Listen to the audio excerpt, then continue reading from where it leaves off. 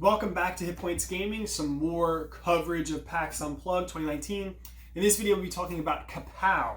It's a dice building game, which is pretty interesting. You have like heroes and villains, and let's get into the actual video. You can see how it's played, and we'll see you at the end of this video on our thoughts and kind of a review of it. Yeah, so if you just want to get started and tell us a little bit about Kapow, how it was formed and how it plays. Okay, so this is Kapow. Kapow is a superhero battle dice building game. Okay. The Kapow set comes with 6 different heroes and villains that you can play as. Each of these guys has a unique set of abilities, or you can also play in Sidekick mode where you just are playing with the base board. So with the heroes, you add them to the base board, or with these, you just start with the base board. If you're playing with the hero, it lists exactly what dice they start with, or playing in Sidekick mode, you start with 1 die of each color, plus 1 of these customizable dice. Okay. These dice are called trait dice, the smaller dice, the small colored dice, and the large action die. The large die is called an action die. The action die is customizable. You can add faces to it during the course of the game, and they just slide into the die. Sure. Each turn, both players will roll their dice simultaneously. Now, there's a player screen that's normally up. Both players would have them up and roll at the same time. I'll show what a roll would look like without a screen. Now, when you roll, you're going to end up with a bunch of faces on your dice. You can attack your opponent, you can defend yourself, and you can power up to make yourself more powerful for future turns using your dice. And the way you do those things is to fully fill out one of the blocks. So, for example, if I wanted to gain a new action die, so another one of these dice for later, I could put a X Factor, one of these blue ones here, and an Agility, one of these green ones here. And now this is fully filled out, so when I reveal my screen, that'll be one of the things that I'm doing. Blank results can be used anywhere where it says any die. For any die, you could use literally any face you wanted. The lightning bolt is a wild, so it can be used for anything at all. So let's say, for example, I wanted to attack you. I could put this here to do a 1-point attack, or I could put, say, this representing a fist, and this here to do a 2-point attack. Okay. You can do. In order to attack, you have to do a base attack, so one of these 4. And then you are also allowed to do kickers, as many kickers as you want, and up to 1 multiplier. The kickers add to the attack value, and the multiplier will end up multiplying it by 2. So later in the game, when you have more dice to work with, you can do some really big attacks. But for now, I'll do a 2-point attack. Now, you can also gain additional faces for your action dice. Some of these things here allow. This one lets me use any die, so I'll go ahead and put a blank here to gain a non-wild face. And then this one here, when I place one on here, it lets me gain one of the face shown. So in this case, the blue. So we'd have the screens up, and when both, so we secretly assigned all this, and then we, when we're both ready, we would reveal what we were doing. So let's say you had done an attack of 3. I had no defense, so I'd end up taking 3 points of damage, go down to 17. Okay. Let's say you had a defense of 1. I attacked for 2, and you defended for 1, so you take 1 and go down from 20 down to 19. Maybe you bought one of these, maybe you did this one and gained a trait die, so you'd pick any one of these colored dice to buy. Let's say you chose a red one. Okay. You'd add that to your pool. I bought an action die, and it comes. I did the power on, which gave me an action die, and it comes with a non-wild face of my choice. Let's say I choose the yellow energy one, and then I'm also buying another non-wild face of my choice. I'll pick another yellow, and I'm gaining one of the face shown. In this case, it's the blue. So I gained an action die, and I gained the 3 faces. So can you buy just faces? Or can you can absolutely buy just faces, and then you could add them to your die. And then the faces that you have, you can rearrange on your dice every turn as you like. Usually you'll put them on a die and leave them there, but if you, for some reason, wanted to rearrange them, you could. So in this case, I'll throw a yellow on here, and I'll throw a blue and a yellow on this one. The game comes with these gray ones that are blank faces. If you feel like it, you can fully balance out your die by putting all the gray faces on, or you can just put on those faces and do it. So you gained your dice, I gained mine. We did our attacks and defenses. So now we move on to the next turn, roll, and continue from there. Some of the most powerful things you can do in the game. So for example, this 5-point base attack. Yes. This requires this square thing, and it says action die. That's indicating it needs action dice. Yeah. And in this case, it needs a non-blank action die. So this turn, I wouldn't be able to do it. But let's pretend I had rolled this.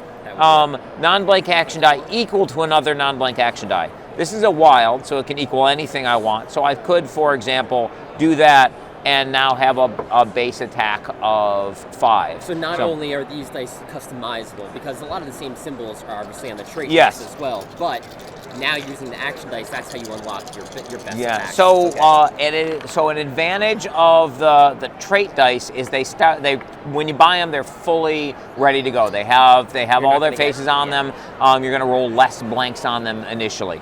The advantage of the action dice is there are certain maneuvers that require action dice to be used. Also, you're going to be able to customize them during the course of the game, and you can end up with like multiple wild faces on them. You can end up with a very, very powerful die over the course of the game, but you'll get a little stronger quick boost out of the trait dice and a little more long game potential out of the action dice. And sometimes you might buy both in a single turn. Okay. But you have to.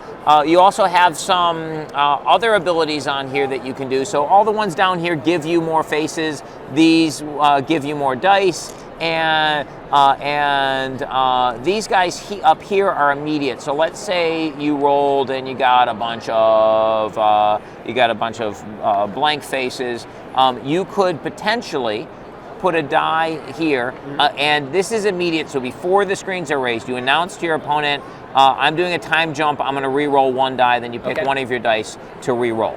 And so this die is locked in. You can't use it for anything else, but you could, the rest of the dice you can move around. Makes sense. If you could also do an immediate do the healing, so do a quick breath and gain 2 health. That's a little more relevant late in the game when you're low in health and you're afraid. Yeah. And so this health comes in before the attacks. You would like during this stage, you'd say, "I'm doing the quick breath," and you'd raise your health by 2. Now your opponent knows that you've got these dice locked down, so it's giving you less options.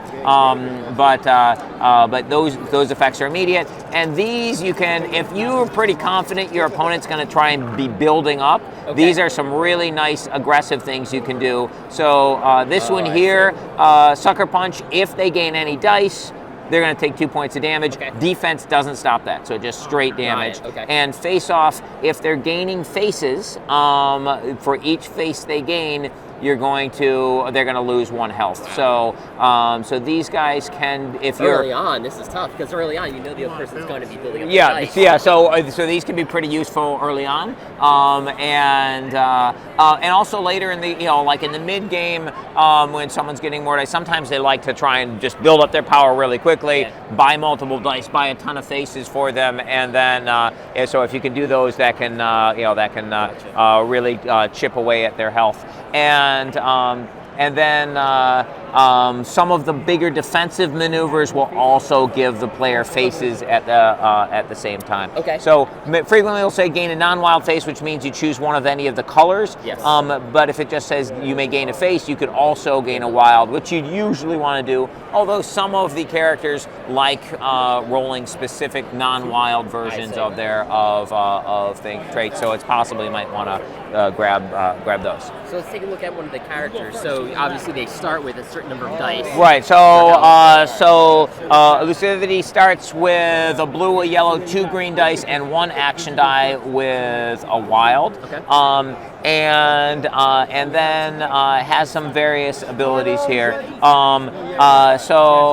Entice for a single die. She on the agility face, she can then re-roll exactly 2 other dice. So what would normally require 2 dice to pull off, she can do in 1. I see. And then flit. When this is used, trait dice may not be purchased by either player. So if she does this, and the other player tries to buy a trait die, they're not getting it. So, and this one leads to a lot of mind games. So basically, maybe she wants to buy a trait die and doesn't activate this at all, but her opponent's like, oh, I don't know if I want to try and buy a die and get it denied from me. Yeah. So she can sort of hamper her opponent's growth just by the mere threat of this happening, or sometimes just lock it down and they know, okay, you're not getting trait dice this turn.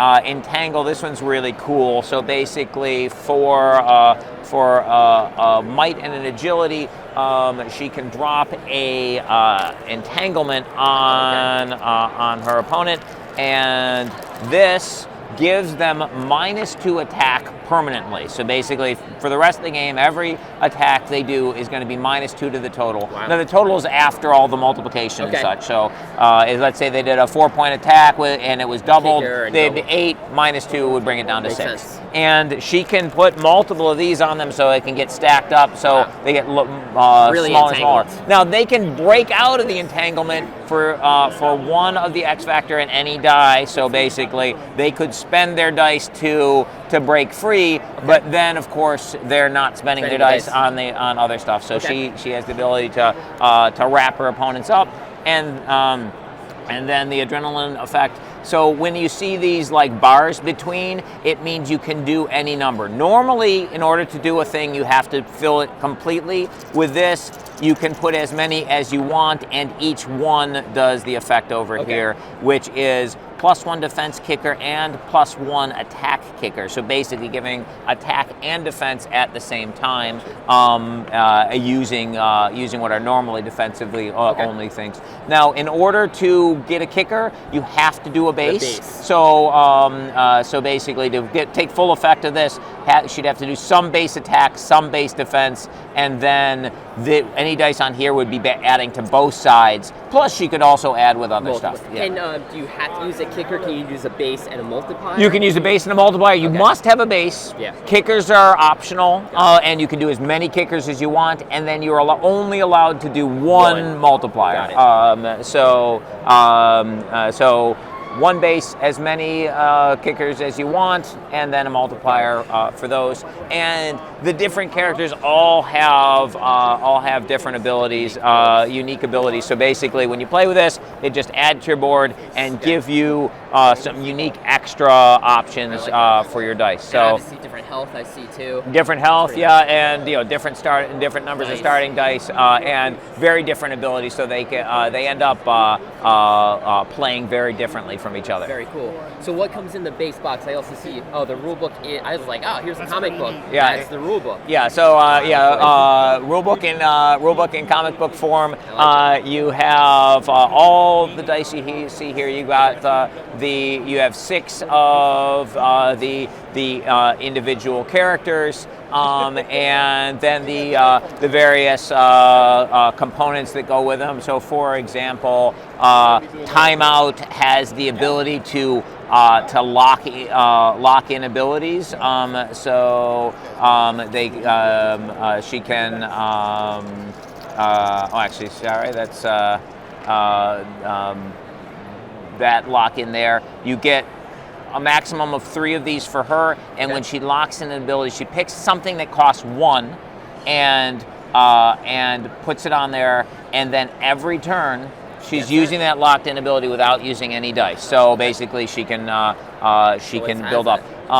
In order to do that, she needs a non-wild shield face, and an action die with the same face. So and then her nemesis has the ability to do the same thing, but on a 2-cost ability, and he can do a maximum of 1 time. So basically, there's a bunch of different characters with different, wildly different powers that can do cool stuff. So you got the 6 characters, all the accessories you need to make them work. All the dice and the extra faces, a couple of these little things, so you can pull these out with your nails, or if that's annoying, you can just grab one of these little things to pop up. Yeah. It's just like that new Lego piece. And the 2 player boards, the 2 player screens, and that's everything you need for a 2-player game. Okay. We have accessory where you can. We have a mega villain and a team up pack. So the team up pack allows you to play 2 heroes on a team, or 2 villains on a team, and it has a team up board that goes between the 2 players. And with the team up board, both players can contribute dice to combo maneuvers. So like the equivalent of Colossus and Wolverine's Cannonball Special, you have to have 2 guys working together to pull it off. Oh, that's right. And so that is so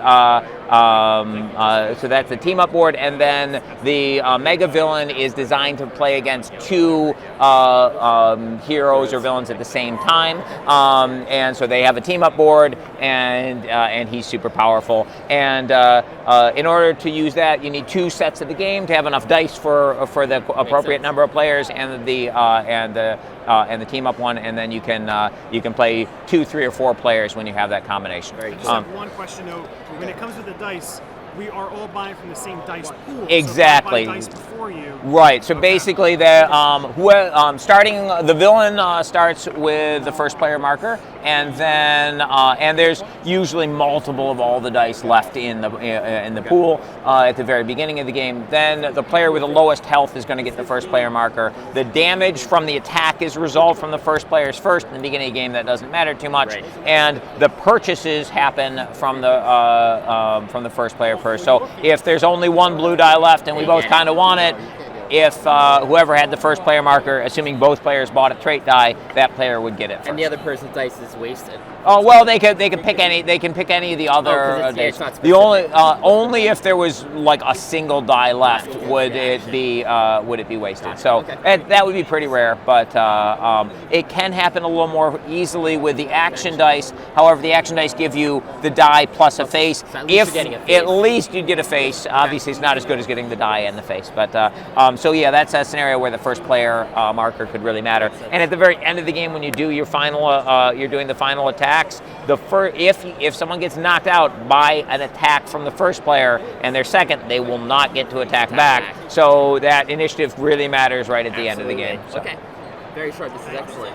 Yeah. This is really cool. I like how you already had the idea because you knew exactly what I was going to ask. Go into the team up ability. Yeah. And then that's awesome. I thought it was going to be 2 and 2, and you've been expanded even more. Yeah. So you have like a villain versus 2. Yeah. Really cool. I really appreciate this. Awesome. It's awesome. Thank you so much. Thank you. All right. So you've seen the video. What do you think? What do you think? It really is a dice building game because Yes. you get to actually build a die, which is pretty cool. I wish we had a little bit more time to actually sit down and play this game. Yes. As soon as we finished the interview, I kind of wanted to fight you. Or Yeah. I wanted to have 3 of us against a mega villain, like you said in some of the expansions. I thought that was a really cool add-on to the game. And you could do 2 on 2. Yeah, I wish we had more time to actually sit down and play it because we kind of got in, we did this demo, and we had to go somewhere else, you know. So this was one that a missed opportunity for us Yes. to actually try the game out because it looked really intriguing. I liked how every character kind of had their own spin to it, own unique spin, and plus, you know, if I know who I'm up against, I know what their powers are, so I know. I think one of the characters that they talked about in the video was, you know, they could always like block a die that I'm looking to build. So just knowing that that's her superpower, it's going to change how I play the game each time. I thought it was really interesting. That's why I wanted to set this up because of the dice. Yeah. You know, it's not just, you could roll regular dice, yes, and the dice pool is kind of shared, so whatever is in the game, that's what you have to work with. So you got to build your dice faster, you know. Or I just punch you in the face. There's enough dice for everyone, but yeah, maybe I'll have 6, you'll only have 5 kind of deal. But building the dice is pretty cool too, because it's like, well, how do I want to build this character? You know, you can really customize the side of the dice. And it also has like a built-in mechanic where, like he was showing, if you just have that modular dice, but there's no faces on it, it's still useful. Yeah, that's true. You know, it's not just, I didn't roll anything, you know, it's a waste. I can use this blank as a slot sometimes for certain powers. And I think it made sense to kind of have that barrier up, because at first he was like, everyone has a barrier up and you roll your die. And it's like, well, I'm just going to cheat.